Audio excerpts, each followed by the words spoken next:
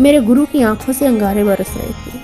तो मैं स्वयं अपनी आंखों से देख रहा हूँ कि तुम अपनी शक्तियों का उपयोग दुख पीड़ित मानव जाति की सहायता के लिए नहीं, बल्कि एक घटिया चोर की तरह उसे लूटने के लिए करते हो। मैं तुम्हारी सारी शक्तियां वापस लेता हूँ हजरत। अब तुमसे मुक्त हो गया। अब तुम बंगाल के आतंक बनकर नहीं रहोगे। मैंने बेहद दर्द भरी आवाज में हजरत को बार बार पुकारा। ये पहला मौका था जब वह मेरी अंतर्दृष्टि के सामने प्रकट नहीं हुआ, लेकिन मेरी बुद्धि पर पड़ा एक काला पर्दा अचानक हट गया। मैंने साफ देखा कि मेरी जिंदगी कितनी निंदनीय हो गई थी। मैं सुबकते हुए गुरुजी के चरणों में गिर पड़ा।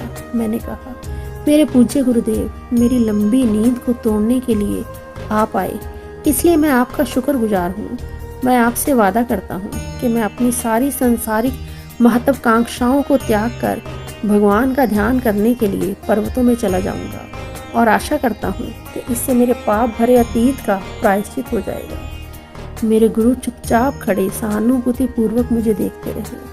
आखिर उन्होंने कहा, मैं तुम्हारे हृदय की सच्चाई को देख रहा हूँ।